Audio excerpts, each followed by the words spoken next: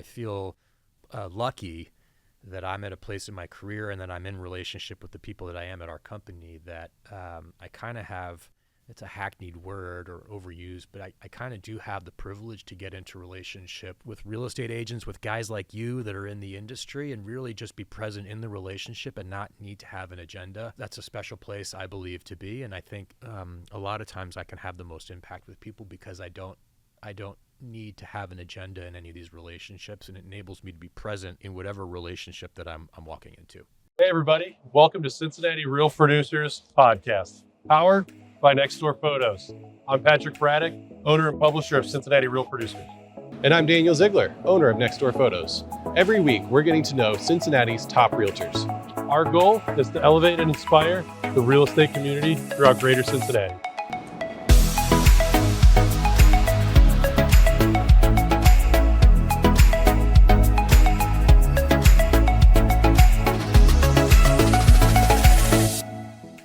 Today we have Peter Chabris, owner of the Chabris Group.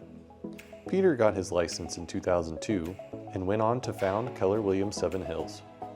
His team has been recognized as the #1 real estate sales team for the Ohio Valley region of Keller Williams. The team has also been recognized as a top 5 sales team in the state of Ohio and the only one in Cincinnati. Peter is honored to be Keller Williams Master Faculty, and he's also the founder of Lockbox. Peter's career sales volume exceeds $2 billion, and in 2023 alone, the Chabris Group's total sales volume was $104 million. They are on track to hit $144 million in volume for 2024. Welcome to the show, Peter Chabris. Well, thank you for having me. Appreciate it, guys. Peter, this is exciting. It's an honor to have you on the show, man. Well. I think your reputation around town is just phenomenal. You've really built such a great business and brokerage, and it's going to be a fun conversation. Excited to have you.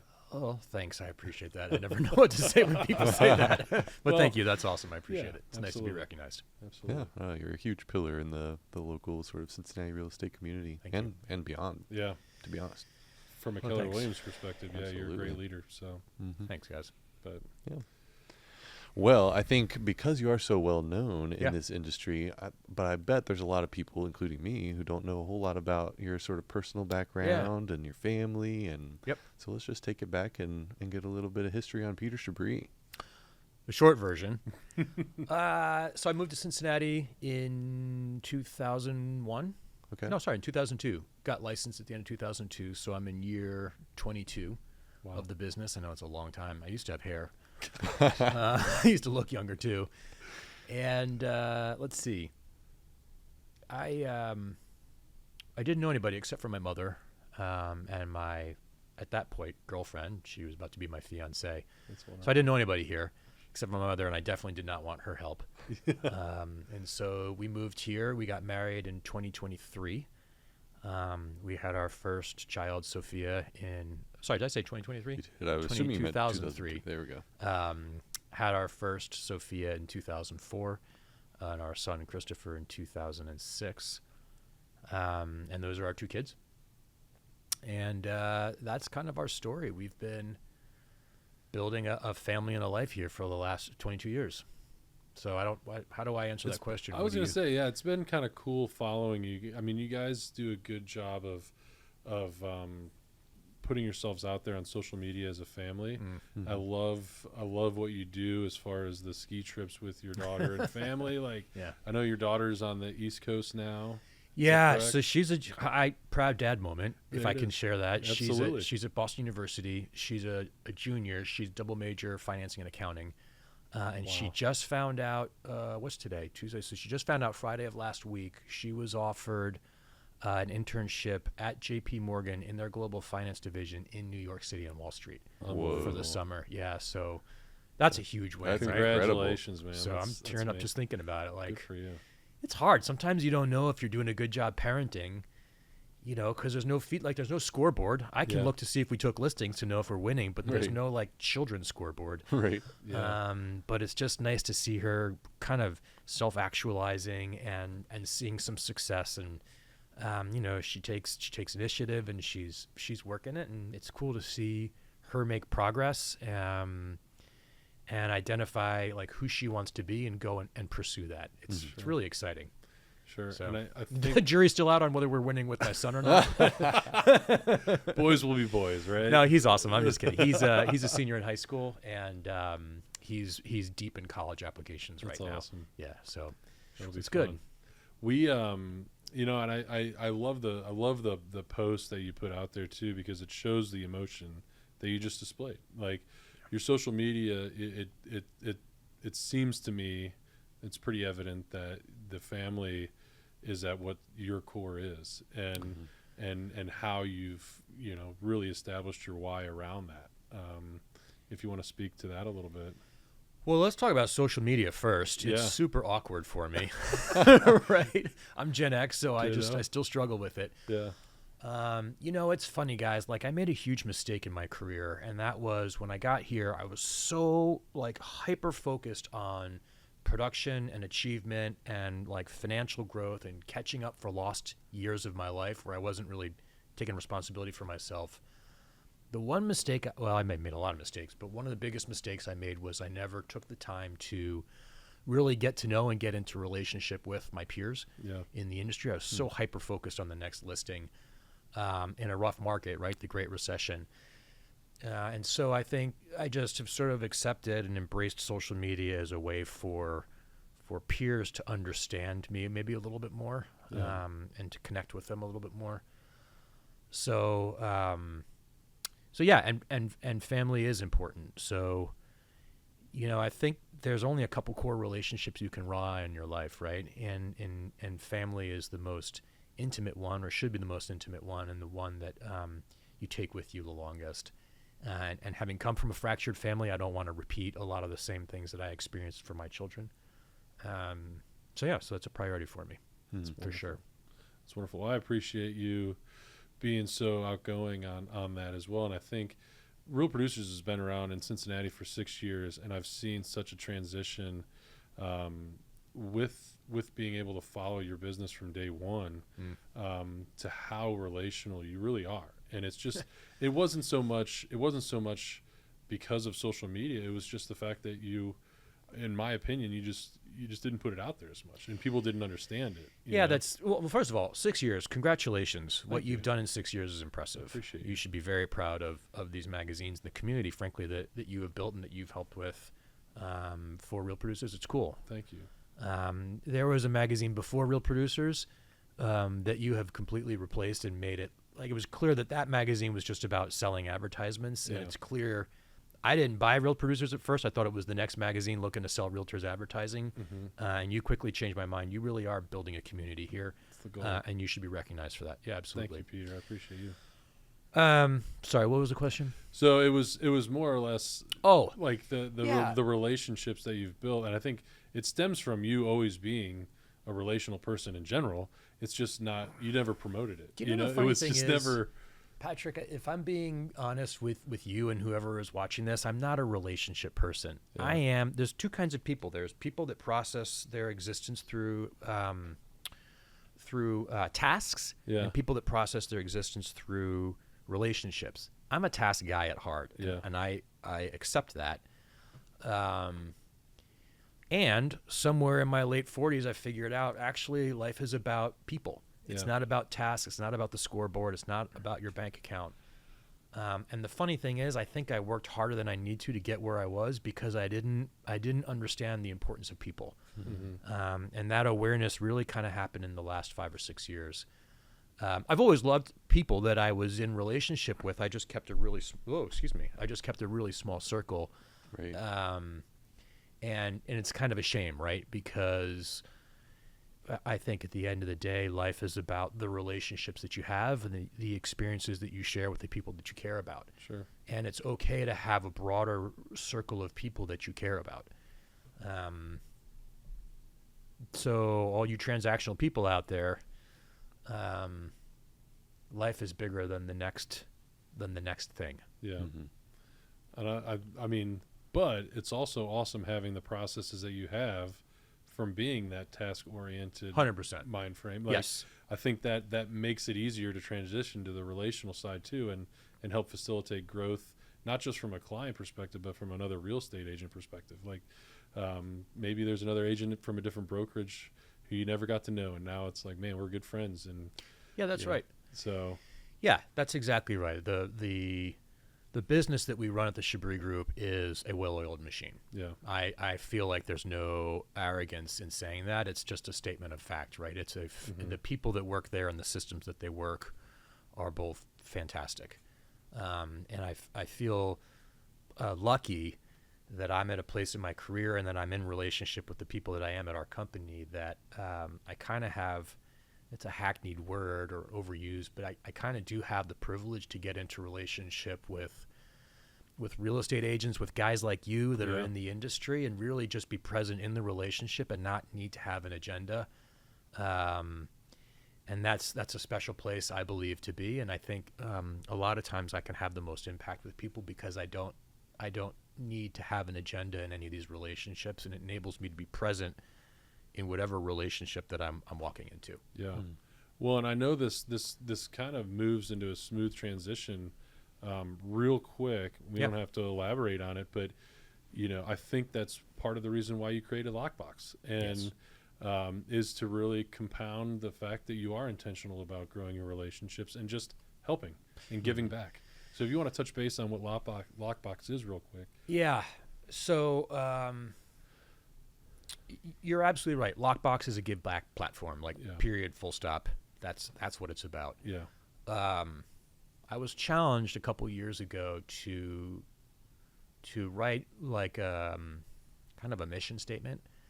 And I originally was trying to do one singular mission statement, and I'm not sure that's actually possible because work is so much of my identity, which I choose. Yeah. And so in the workspace of my life, my mission is to lead driven agents to elevate themselves personally, professionally, and financially.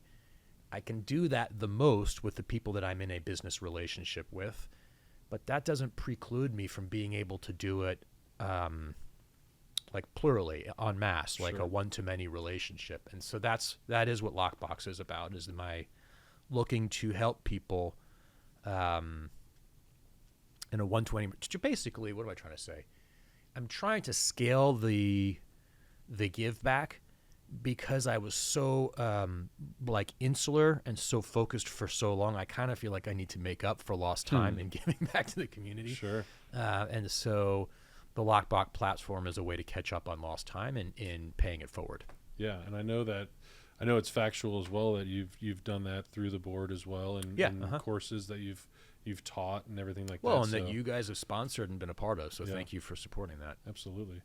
I truly, I know it's hard for you to accept great recognition, but I think you're one of the most brilliant minds in the real estate community. Thank you. That's out there, and it's a testament to the fact that you're well-rounded, and that's all I know at this point. I just know you as a well-rounded, nice individual. Oh, thank you. I was spiky for a while. And if somebody was in here from 20 years ago and they were like, yeah, he's very task-oriented. Yep. Yeah, maybe he was, but now people adapt and overcome. You know what, man? I'm glad you said that word. It's one of my favorite words. I feel like the things that I pride myself on is like resilience. Yeah. I will get back up and fight the same fight again the next day if I need to. And I think the next one is being growth oriented and being able to adapt and change and evolve is critical. Right? Like our lives are always going to be an exterior manifestation of what's going on in between our ears, right? Yep. And if you don't choose to continue to change and evolve, that's the minute that your world starts to collapse in on you. Mm-hmm. And our businesses are really just an expression, an exterior manifestation of our own personal development. And so I think all of us as friends, as parents, as partners, as business owners, as colleagues, owe it not just to ourselves, but to the people that we're in relationship with to continue to adapt and grow who we are personally so that we can really kind of be multipliers in the lives of the people around us. That's awesome. And again, I guess that's what I'm talking about. That's what Lockbox is about. That's my job on our, I don't actively play a role on our sales team anymore. James Harris, who you guys should have here, it would actually be really fun because he's so embarrassed to talk about himself. He runs the company. Yeah. And so, my role within the company is to mentor, basically. And I can't be doing the best job as mentor if I'm not also pushing my own personal growth, right? I gotta walk the walk. Yeah. So. Well, it's nice to have mentors like Gary Keller too. I've seen some pictures with you lately, and it's like, it's funny. This life is all about the people that you're in relationship with, and we all can look at our careers and say that person was like an inflection point in my life. Yeah. And there's a couple of those inflection points, and one of them was Gary has always kind of had like this sort of, I guess he's basically had a quarterly mastermind for like the top 100 agents at Keller Williams. And I was lucky enough by the skin of my teeth with a Cincinnati's like low average sales price to get in there. Sure. I think in 2013, maybe it was right after the Great Recession. So I've been mentored by him for a little over 10 years now. Yeah. And being able to sit in that room with him for a day once a quarter was one of those inflection points. Sure. For sure. Be a fly on the wall, man. I mean, it's amazing.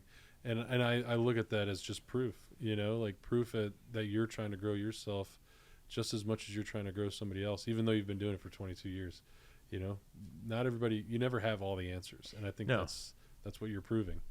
Yeah, that's right. That's exactly right. And I think, if you want the best for other people, you have to model that that you're not the best version of yourself, and you have to constantly be pursuing a better version of yourself to, one, have validity with the people that you're leading, and two, inspire them to improve their lives and themselves. Mm-hmm.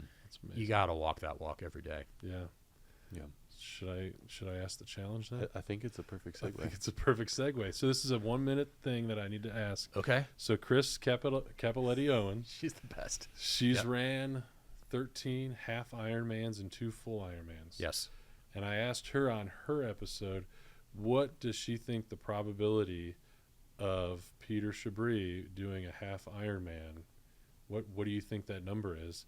And she has a response that I'm not going to share, but I wanted to ask you, based on the fact that you're so interested in maintaining your health. Yep. You do a great job of inviting other agents to go on a rucksack, walk, hikes through the woods and all that, and this is a challenge. And I think that mentally, the way you've talked about keeping yourself focused on a mental health, this is a really good challenge to hear. And I don't know what the probability of you doing that is, but figured I had to ask. Well, I have knees that require special attention. If it weren't for those, I'd be in. I think I could probably pull off a triathlon. That's the really small one, right? Yeah. That's those are still What phenomenal. is it, 3 miles and something like that. I could do that. But that's for sure. That's still an accomplishment in itself.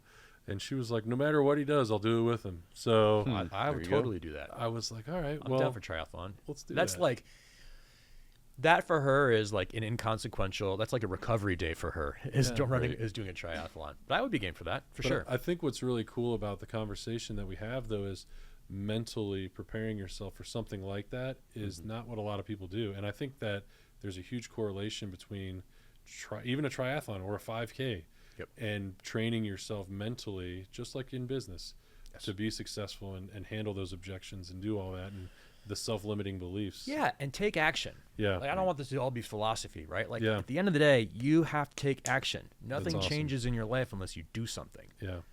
And all of the stuff about mindset and growth and personal development, like it all means absolutely nothing if you're not willing to wake up and do something. And That's typically awesome. the things that matter are just outside of the zone of what you feel comfortable doing. Right. I'll just love leave that there. Right. I love that. Yeah. I mean, this could be a 4-hour conversation. Easily. From my perspective, I could pick your brain all day, Peter, but I love these conversations. I know, that's I mean. what's amazing.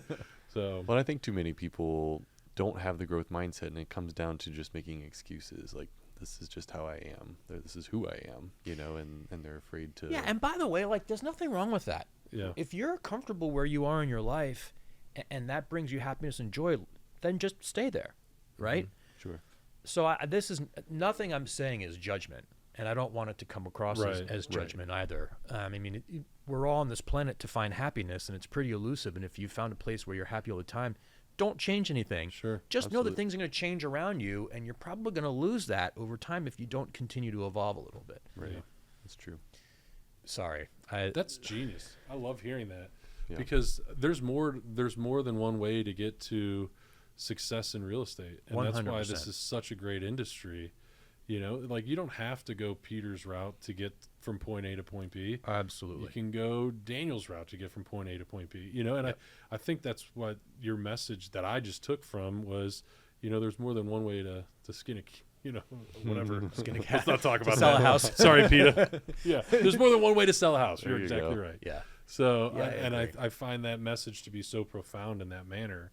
You know, it's funny, Patrick.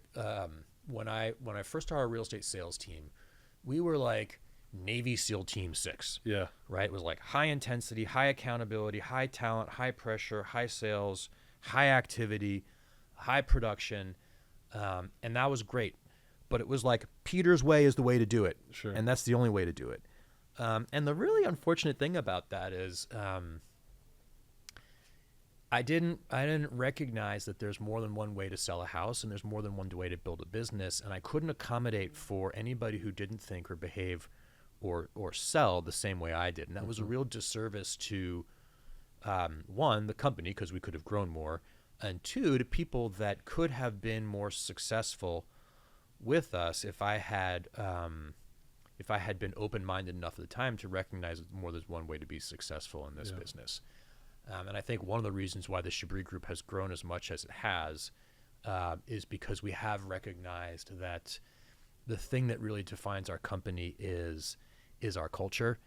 And as you've said, sort of the back end. Sure. And a culture of productivity and fun and integrity coupled with a well-oiled machine that you can stand on really just kind of enables agents or empowers agents to accelerate the growth of their business in a way that's authentic to them. Yeah. And I think a lot of the reasons why some agents struggle joining sales teams is because those sales teams are not designed to handle a broad enough spectrum of different business models, and so that's what can ultimately limit the sales team's growth. Sure. And the ego of the sales team leader that often will limit growth. Speaking from personal experience, right? Yeah, but I mean, I think that's what takes a good business owner is to recognize, adapt, and overcome. You know. Yeah, and grow. Yeah, and then grow. Yep. I think every single sales team ever was started from a place of ego. Yeah. Right? Myself included. Yeah. And that's okay. The challenge is, can this big ego, right, whether it's politics or whether it's business or whatever, can this big ego that the ego needs to be there to initiate and create something. But then if the ego ever wants to grow past that ego, it has to release itself and allow space for other talent and other people to be part of the entity, right? To have their DNA in it, to have an impact on it. It's so funny. Like I've always believed that your businesses will over the long term will never grow beyond your own personal development. And I think we mentioned in the beginning of this, like it was 6 years ago I realized that this world was actually about people. Yeah. Which is embarrassing to say. I was in my mid-40s when I figured this out. But I'm pretty intense and focused, and so it took me a minute. But it's so funny when I realized that and accepted it and kind of leaned into it, like all of a sudden the sales team's growth like really accelerated. Yeah. Actually, that's not true. We took a step back because I had to overhaul the company to accommodate to create a platform where more people could be successful. But once that platform was in place, like the growth has just been huge, and it's because it's because the ego in me that started this thing was able to recognize, the ego that fostered this is now limiting its growth. I need to remove my ego from this equation. That can be hard for leaders of real estate sales teams to let go enough to let other people impact and improve something that you started. That's That's a hard thing to swallow. That's a leap. Yeah, it is a leap. It's great. I should have just said it was a leap. Thank you for taking all that and smushing it into one word. That's amazing, though. I mean, but like self-reflection, I think, is huge in life and in business. For sure. And being able to reflect back and say, what can we do different? And sometimes having those hard conversations with yourself. What can we do better? Yep. You know, and you know, it's not always easy. And not to say that what you did was wrong. You guys were incredibly successful. Yeah. But you know, when it came to that growth aspect of the business, if there's a missing piece, what do we got to do to switch it up? Not change it, but like alter it just a little bit. Yeah, and here's the thing, like, I can't look somebody in the eye and say, hey, man, I'm here to support you and help you grow yourself, your business, your finances. I can't say that and in the same conversation say, but it has to be this way. Yeah. Right? Because that's inconsistent. Sure. And so... yeah, I'll just leave it at that. I'll just leave it at that. Love it. Well, I'm curious. So thinking back 22 years ago, 2002, you're licensed now. Yeah. Was you know, buddy. Was the Chabris Group as it is today, was that always the goal? And I'm kind of guessing not, but yeah, no. Can you kind of walk us through, you know, from when you got started to that point version. where you knew this is where things were headed? Yeah. So short version, I was in corporate America. I went on disability. I was in a .com, and I used to lift a lot of weights, so I used to be a lot bigger, and I played bass in a funk band, and I basically blew out my arms, and I couldn't type or anything, so I was on disability for 8 months. Wow. And during that time, I read a book called Rich Dad, Poor Dad by Robert Kiyosaki, and realized I could never work for anybody again. And I also read in that book that 90% of America's millionaires made or keep their money in real estate, so I thought, okay, I'll go do real estate. Met a girl while I was on disability. Now my wife, Lynn, we moved to Cincinnati. And I had come from D.C., and there's an area in D.C. called Adams Morgan, which had just experienced this huge, like, transition, gentrification, whatever you want to call it. It exploded in growth and was a really cool area. I was excited to watch this area change. So I moved to Cincinnati, not knowing anything or anyone, and saw over the Rhine. I was like, "Oh my gosh, this place is Adams Morgan in Cincinnati. Like, I can be part of this change." And so I bought a couple shells and renovated them into condos, and was losing money. And so I got licensed just to sell my own condos to try and save some money. I made enough money on the third project to offset the losses on the first two. Wow. But I realized I had no money. And the problem with real estate development is like feast or famine, right? You don't make any money for 18 months, and then you have all this splash of clothes. And that wasn't for me. I needed money every month. So when I got licensed, I realized you could sell a house and get paid three weeks later. So I got licensed and never wanted to be in sales. Used to make fun of salespeople. Kind of hated myself for being a sales guy. And just when I in 2006, I saw a book in a Barnes and Nobles. Nice. Back when we used to look at books in stores, Sure. and it was called The Millionaire Real Estate Agent, and I bought it, and I read it, and I thought I can be the first guy to do that in Cincinnati. And just when I was ready to do that, the Great Recession hit. Yeah. So, and at that point, I wanted to get out of real estate because I was so embarrassed to be a realtor. But I couldn't leave because I'd been out of the corporate world so long, and it was the Great Recession, so no one was hiring. So I just had to double down. So I decided to build that thing that the Red Book talked about, that the Millionaire Real Estate Agent talked about. So that's how I got started. Wow. Interesting. That's really cool. By the way, I'm not ashamed to be a realtor anymore. Not ashamed to be in sales? No, not at all. Yeah. I think Proud of it. I think every single 20-something should either serve in the military or be in full commission sales so that they understand how to take responsibility for themselves. For sure. Like, I wish somebody had forced me to do that at the beginning of my life because I thought I was special and I was entitled. And if someone had just, like, cut me down either by being broke or by having somebody, a commanding officer, like, shut me down, I just think how much bigger could life have been if I'd learned that lesson of personal responsibility. That's a great idea. That's interesting. Anyway. All right, Peter. Well, this has been amazing. I really want to ask you some advice for other agents, and I know you're full of it, and you've got some great stuff for them. So I think you'll really look forward to hearing this. But before we do, I would just love to get Back to Back Ministries a plug. This is their studio that we're in here. Back to Back Ministries is a global nonprofit orphan care organization with their sights set on providing care for today and hope for every tomorrow.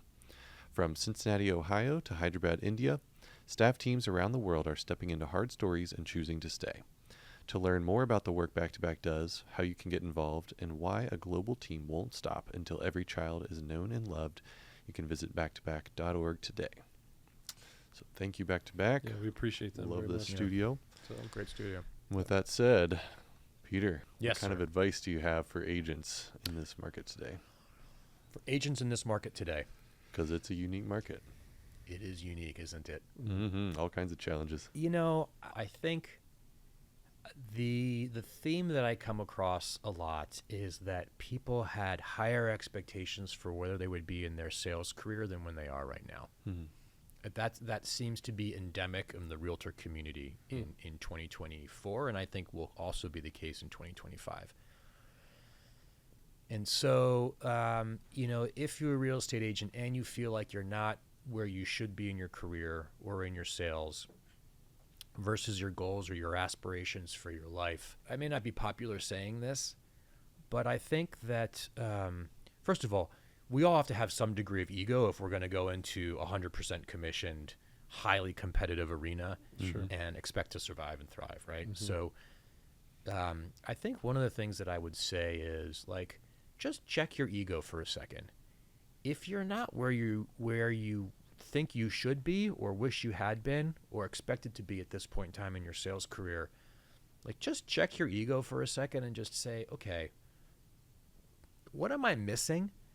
And what am I not investigating? What am I not doing? What am I not trying? Because I'm not receptive to other people's forms of success, right? I think a lot of us have a very narrow idea of how we're supposed to achieve success. One of the tricky things about American culture is we're all kind of bought into this rugged individualist concept, right? And we're all independent contractors. And it's really kind of a travesty that so many agents are trapped, including myself when I got started, are trapped in this mindset of, I have to do it alone. By doing it alone, that demonstrates my success, that proves my success and my talent. Like, that's insanity. We are in a difficult market. It's not going to get easier, even if interest rates change and supply increases, like regulatory environments change. Everything is constantly changing in this industry. I think the value of a real estate agent in the eyes of a consumer is changing. And if you are just like holding on to this preconceived notion of how to be successful, you might actually be undermining your own ability to grow if you're not receptive to other ways of being successful in the business. So that's a long-winded, broad thing. For newer agents specifically, it's a tough industry. It's a tough market. I think there's three things that every new and newer real estate agent needs to have and be able to identify in their world, or they're in the wrong place. The first one is they need training. And I'm not talking about like how to talk about our brokerage or how to access the MLS. I'm talking about core sales skills training. This is a sales business first and a marketing business second, and everybody has that flipped. It's actually sales and then it's service and then it's marketing. But everybody has that flip. They think it's marketing and then service and a little bit of sales. It can be that, but if you want to have a business that is thriving, where you're glad that you did this and you have the independence and the financial stability that you were looking for and the ability to invest and grow your finances, you've got to be attuned to and aware of and developing your sales skills. So what is your sales skills training? The second one is, who is your coach? Right? We all know that if you write down your goal, you have a 42% higher ability or chance of hitting your goal. But if you bring accountability into that goal, that percentage increases to about 66.7%. So who in your world is actively meeting with you once a week and advocating for you and your financial goals, your business goals, your sales goals? And then the third piece is, you also have to have someone in your world that is a mentor. And the mentor's job is to be aware of what your goals are, what your resources are, what your strengths are, and be able to guide you a little bit and help you avoid some mistakes or some friction or adversity or bad decisions that you might make in the absence of having that person and that role in your world. And I think we have an 87% fail rate in this industry, right? 87% of agents are out of the business in 5 years because they just aren't successful. And there's a variety of reasons why, but if you don't have the right training, you don't have somebody holding you accountable and coaching you to success, and you don't have a mentor that can look out for you a little bit and make sure that you're making the right decisions along the way and growing towards whatever goals you have, it is a tough business to really thrive in. Yeah. So let me wind that back around.